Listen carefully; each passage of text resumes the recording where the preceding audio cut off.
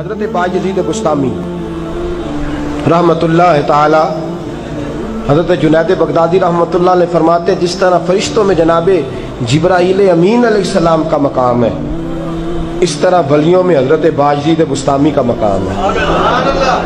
حضرت باجزید بستامی، حضرت ابو الحسن خرقانی رحمۃ اللہ علیہ فرماتے ہیں قیامت میں اللہ حضرت باجزید کے کہنے پر لاکھوں مسلمانوں کو جنت عطا فرمائے گا۔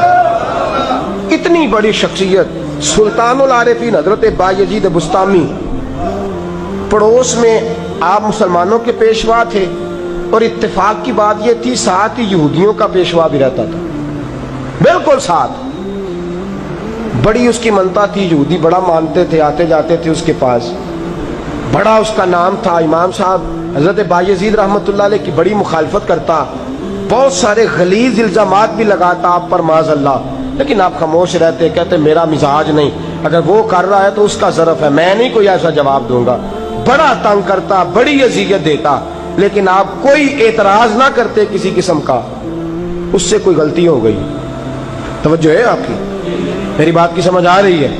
غلطی ہو گئی اس پیشوا سے، اس سے غلطی ہوئی، سارے ماننے والے چھوڑ گئے۔ کئی دفعہ ہاتھ چومنے والے ہاتھ کاٹنے پہ بھی آ جاتے ہیں، ایسا بھی وقت آتا ہے۔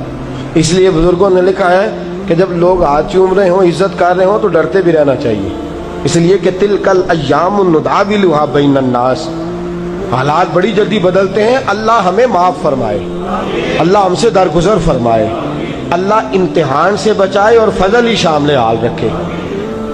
اس سے کوئی غلطی ہو گئی یہودیوں کے پیشوا سے، یہودی بگڑ گئے، چھوڑ دیا اس کو، کوئی اس کے پاس نہیں آتا۔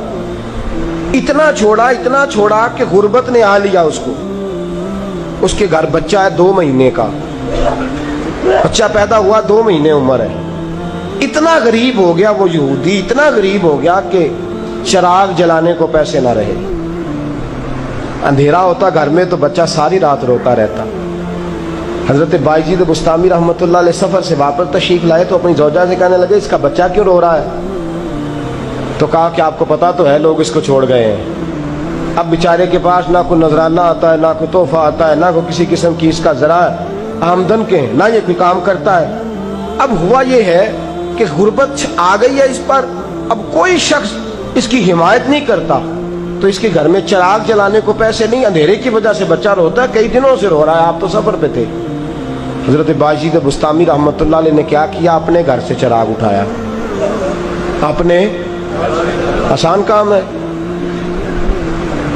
اپنے گھر کا چراغ گول کر کے کسی کے گھر میں چلانا، کسی کے گھر میں چراغ جلانا، اپنے گھر میں اندھیرا کر کے۔ لیکن دوستو ظاہر کا نور تو اس کے گھر چلا گیا، پر اللہ نے حضرت باجزید کے باطن کے نور میں اضافہ فرما دیا، باطن کی نورانیت بڑھا دی۔ حضرت باجزید بستامی رات کا اندھیرا، دروازے پہ دستک دی، یہودی نے دروازہ کھولا، اب جانتا تو وہ بھی تھا نا سارا کہ ساری زندگی میں مخالفت کرتا رہا، الزامات دیتا رہا۔ باہر آیا، امام صاحب کے ہاتھ میں چراغ ہے حضرت باجزید کے، فرمانے لگے ارد گرد دیکھ لے، کوئی شخص دیکھ نہیں رہا، میں کسی کو بتاؤں گا نہیں، نہ کو دیکھ رہا ہے نہ میں کسی کو بتاؤں گا۔ 2 جملے کہے، چراغ تھمایا، اور حضرت باجزید واپس آ گئے۔ یہودی نے یوں ہاتھ میں چراغ رکھا ہے اور حضرت باجزید کے آنا جانا دیکھ رہا ہے۔ آپ اندر تشریف لے گئے، وہ بھی اندر آ گیا، اس کی بیوی کہنے لگی چراغ، کہنے لگے باجزید دے گئے۔ اگلے دن پھر رات تھوڑی گہری ہوئی، لوگ سو گئے بستام کے، لوگوں کا سونا تھا کہ حضرت باجزید نے پھر چراغ کے اندر تیل ڈالا، موٹی بتی لگائی، اس کو جلایا، دروازے پہ دستک دی۔ پہلا جملہ یہ کہ یار دیکھ لے، نظر دوڑا کے دیکھ، کوئی نہیں رہا، اور مسلمانوں کا پیشوا ہوں تو اچھی طرح جانتا ہے میں جھوٹ نہیں بولتا، میرا وعدہ ہے کسی کو بتاؤں گا بھی نہیں، چراغ رکھ لے، تیرا بچہ روتا ہے۔ یہودی کہتا ہے دے کے چراغ چلے گئے، میں نے کوئی جواب نہیں دیا۔ تیسرے دن پھر آئے، کہتا ہے چراغ دے کے جانے لگے تو یہودی نے شور مچانا شروع کر دیا، لگا مسلمانوں باہر نکلو، سارے یہودیوں، عیسائیوں، نصرانیوں، آتش پرستوں، سارے آؤ باہر نکلو، چھتوں پہ چڑھو، کھولو دروازے۔ حضرت باجزید منع کر رہے ہیں، تو کیا کر رہا ہے، کیا بیوقوفی کر رہا ہے؟ کہا نہیں نہیں نکلو باہر، شور مچایا، لوگ باہر آ گئے۔ کیا ہوا؟ کہنے لگا یہ بایزید ہے، یہ بایزید ہے، یہ سارے بولیے گا یہ بایزید ہے۔ فرمایا زندگی بھر میں مخالفت کرتا رہا، مجھ یہودی کا بچہ روتا ہے تو یہ اپنے گھر میں اندھیرا کر کے چراغ میرے گھر میں چھوڑ جاتا ہے۔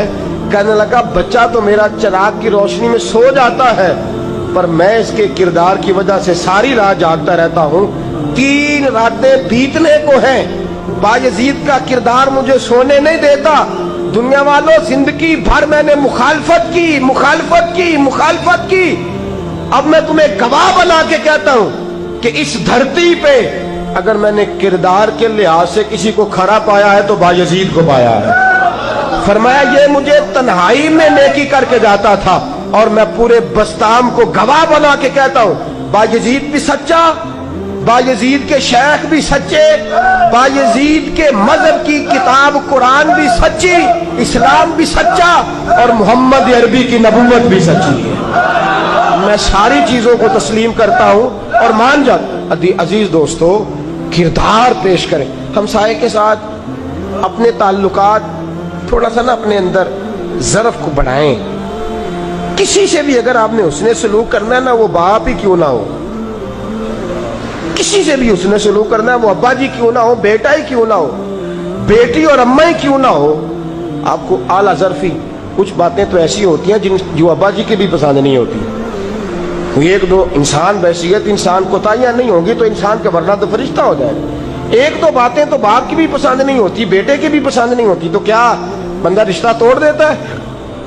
غلطی ہمسائے میں بھی ایک آدھی ہوتی ہے، ہمسائے میں جو غلطیاں ہوتی ہیں نا وہ بھی لمبی چوڑی نہیں ہوتی، ایک دو ہی ہوتی ہیں۔ تو اگر ایک دو ابا جی کی معاف کرتے ہو، اماں جی کی کرتے ہو، بیٹی اور بیٹے کی، بیوی کی، شوہر کی، بہن بھائیوں کی معاف کرتے ہو، تو ایک دو غلطیاں ہمسائے کی نہیں معاف کی جا سکتی؟ بولیے گا۔ ہمسائے کے ساتھ حسن سلوک کریں، ہمسائے کو اپنی خوشی میں شامل کریں، ہمسائے کے ساتھ اپنے تعلقات کو استوار کریں، ہمسائے کے ساتھ اپنا رشتہ بنا کے رکھیں۔